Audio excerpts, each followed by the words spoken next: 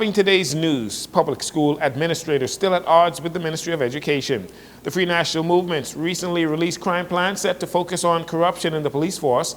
The Prime Minister weighs in after a Monday filled with gun violence, and an opposition senator surprises many by saying she will not seek a party nomination for the 2026 general elections.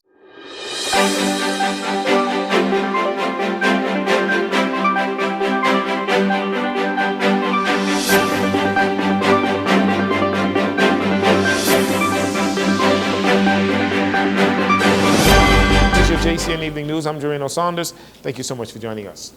Time is running out for the government, namely the Ministry of Education and the Department of Labor, to resolve the concerns of nearly 500 public school administrators who are members of the Bahamas Educators Managerial Union, the BEMU, that have a list of matters they want addressed before they return to school. The administrators and teachers were supposed to return to school this Monday, August 25th, but the administrators say they will not set foot on the school campuses until their concerns are addressed. On Tuesday, Union President Stephen McPhee demanded the Ministry of Education retract a written statement issued on Monday suggesting that a majority of the concerns have been met. He said the statement is filled with inaccuracies despite promises by the government.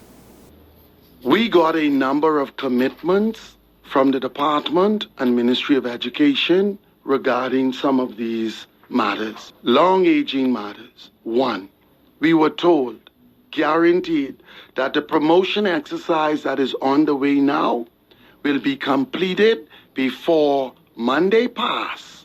And in those schools where there is shortage of administrators in key posts, they will be filled.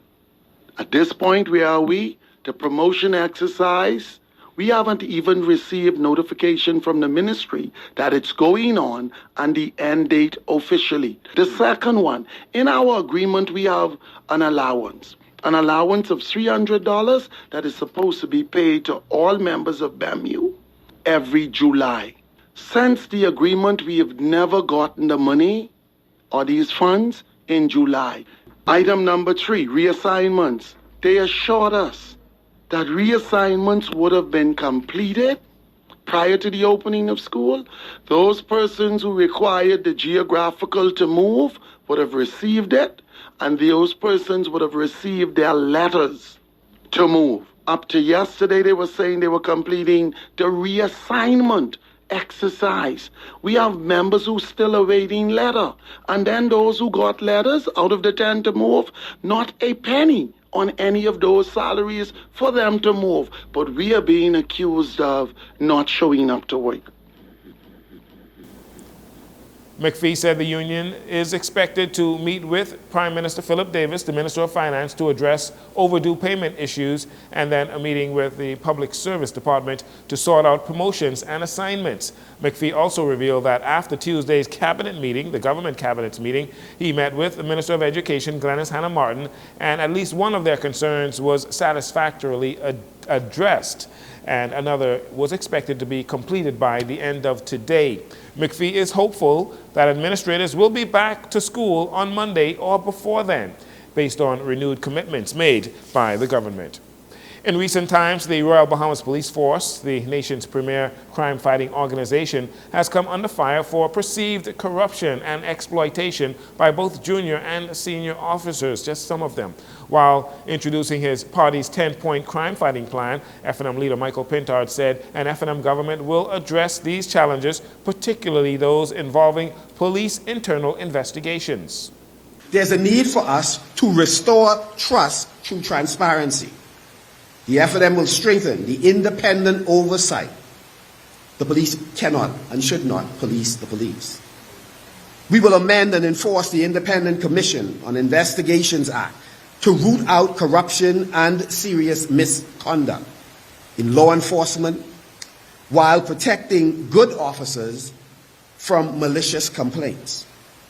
That means independent appointments, stronger investigators, and regular public reporting so Bahamians can trust the system.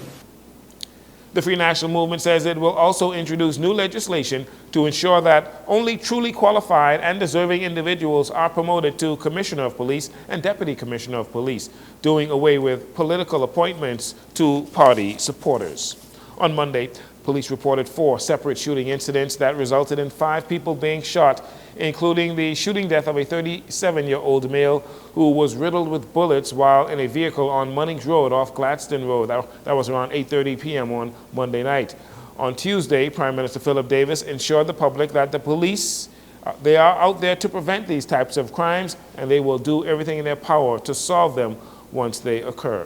The fight continues, and the event of last night has raised the bar for vigilance and further saturation in areas where we think hotspots might spring up because of that incident last night. And I think the police will be meeting the task of ensuring that there be no outbreak as best they can. The Prime Minister was also asked for his thoughts on the Free National Movement's new crime-fighting plan released on Sunday. It's a regurgitation of what we have already been saying over many, many years. I think I could go back as far as July 2011, when we put out a crime plan, and it seemed to be just a plagiarism of that. But we welcome the fact that he's able to embrace what we have said, and we welcome the fact that he will be pursuing the same issues and the same initiatives that we have laid out. Crime, along with the economy, immigration, and affordable electricity are expected to be among the most critical topics for voters leading to the 2026 general elections. Free National Movement Senator Maxine Seymour announced Tuesday that she will not be seeking a party nomination to run in the next general elections. There were reports that she was expected to run or seek a nomination for the Seabreeze constituency. Contrary to rumors, Seymour says she does not intend to resign from the Senate. She also expressed her support for the party leader, Michael Pintard. She says she will remain committed to public service and the Free National Movement as well. There are also rumors that Free National Movement Senator Reuben Ramming, the former Member of Parliament for Pinewood Gardens, may also be absent from the FNM lineup in the next general election. The FNM expected to reveal another group of candidates on Thursday night. And finally, in this segment, the Foreign Affairs Ministry is responding to allegations made by Coalition of Independents National Chairman Charlotte Green. She reportedly said the ministry is selling passports like candy. The ministry is now advising that the permanent secretary has written to the Commissioner of Police to make the police aware of these allegations and cause an investigation to begin. The Foreign Ministry statement added that it is inviting Ms. Green to exercise her patriotic duty and share evidence that she may have in her possession to support her claims. If she cannot, the country will know that her allegations are bogus. We'll take a break here. We'll be right back following these commercials.